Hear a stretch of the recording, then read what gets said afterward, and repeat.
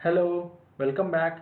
In this video, we will discuss about track by in ng for structural directive. Here, we are already loading employee arrays to the browser dynamically using ng for structural directive. Before we talk about track by, let's take a scenario where the list of employees will be loaded asynchronously. So every time we receive a new list of employees from the server, we will have only few employees added or modified, but most of the employee records will be same as the previous list. In this case, every time if we remove the employee DOM elements and re-render all the DOM elements again, it will affect the performance. So in real time, whenever we have the data updated to the employees in the database, so that will be pushed to UI asynchronously, and the employees array list will be reassigned asynchronously at a different point of time. As we are not connected to the service, so I am going to have a reset button, and on click of that reset button, I will reassign the same employees array to my employees variable. Let's add a reset button, and on click of that, we will simply reassign the employees array with the same value. So let me have a button called reset employees, and on click of that, I want to call a method reset.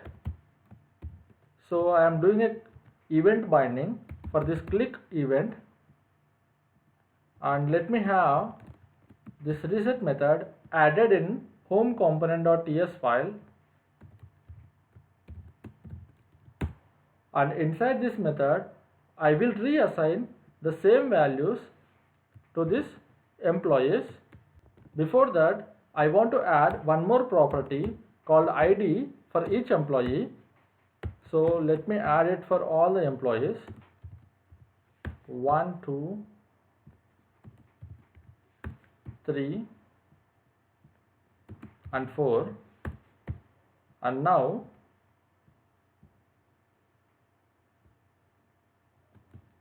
on reset, I want to reassign this dot employees is equal to the same array,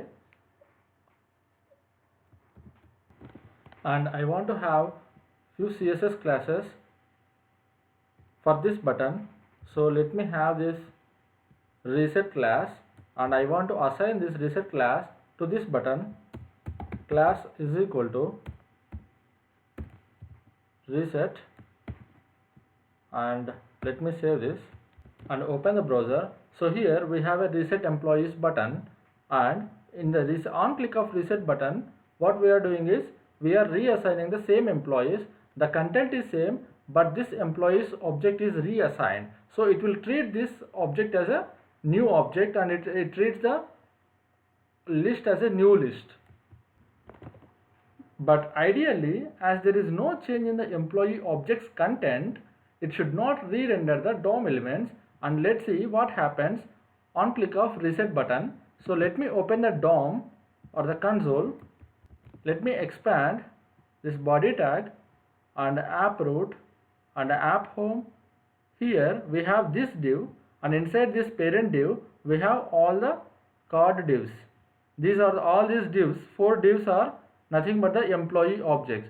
So let me click on this reset employees, and if I click on this reset employees, you will be seeing the blink in this div tags which tells us that they have re-rendered the elements. If I click on this, you can see the elements re-rendered. So in real time we will have many records, so every time re-rendering these DOM elements will be a big issue. To fix this, we use track by in the micro syntax of ng for structural directive.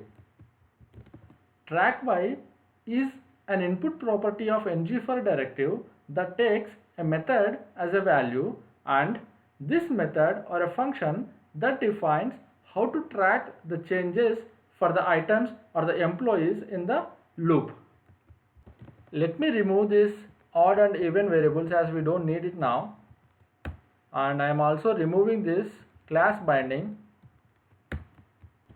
Let's add a method in home component.ts file called track by employee ID,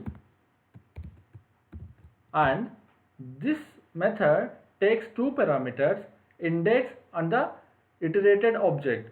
So here index is nothing but index, we can name anything, and emp is our iterable object and the type is any. For this, index is a number and the employee is of any type, and this track by emp id will give us one output, and based on this output ng for structural directive will define whether the item has been changed or not. So for now, as the name suggests, track by emp id, we are going to return the emp id only, and we assign this method to track by in our ng for structural directive.